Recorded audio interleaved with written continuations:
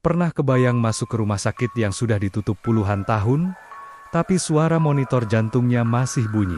Dan yang lebih aneh, nama kamu tiba-tiba dipanggil dari ruang UGD yang gelap. Rumah sakit itu berdiri di pinggir kota. Tertutup pagar berkarat dan papan besar bertuliskan, "Ditutup permanen." Orang-orang bilang rumah sakit itu ditutup karena kebakaran hebat di lantai 2. Banyak pasien tak sempat diselamatkan. Sejak saat itu, bangunan itu kosong. Setidaknya, kelihatannya kosong. Malam itu, hujan turun pelan, dan aku berdiri tepat di depan pintu masuk rumah sakit yang sudah ditutup. Aku ke sana karena penasaran. Katanya, kalau masuk lewat pintu UGD, kamu masih bisa dengar suara pasien minta tolong. Begitu pintu didorong, bau obat dan darah langsung menusuk hidung. Lampu darurat menyala redup, berkedip, seolah kehabisan napas. Langkah kakiku bergema di lorong panjang. Di dinding, masih ada poster jadwal dokter, tapi tanggalnya berhenti di hari kebakaran itu. Tiba-tiba bip, bip, bip. Suara monitor jantung. Aku membeku. Suara itu berasal dari ruang perawatan intensif. Padahal, listrik rumah sakit sudah lama diputus. Saat aku mendekat, tirai ruang ICU bergerak pelan. Di baliknya, tempat tidur pasien kosong, tapi monitor di sampingnya menyala.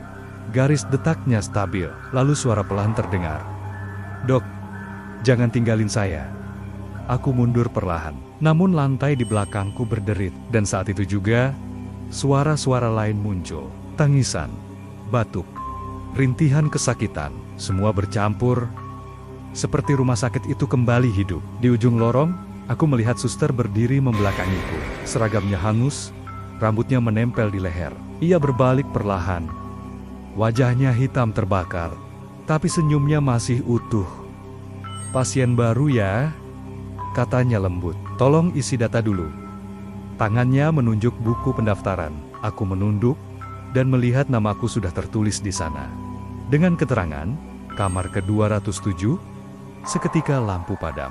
Aku lari tanpa arah, melewati lorong-lorong gelap. Pintu keluar yang tadi kulewati hilang. Di setiap ruangan, aku melihat pasien terbaring.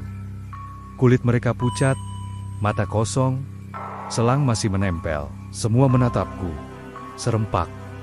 "Gantian kamu," bisik mereka. Aku menjerit dan menutup mata. Saat kubuka kembali, aku sudah di luar rumah sakit. Pagi hari, bangunan itu kembali sunyi dan kosong. Namun di pergelangan tanganku, ada gelang pasien rumah sakit dengan namaku dan nomor kamar ke-207. Sejak malam itu, setiap jam 3 pagi, aku selalu terbangun karena mendengar suara monitor jantung. Padahal aku tidur di rumah sendiri, dan kadang ada suara suster berbisik di telingaku. "Kontrol malam ini ya, kalau kamu berani, tulis di kolom komentar. Aku bukan pasien dan ceritakan rumah sakit terbengkalai paling menyeramkan yang pernah kamu lihat." Jangan lupa like, share, dan subscribe. Karena siapa tahu, cerita selanjutnya terjadi di tempat yang pernah kamu datangi.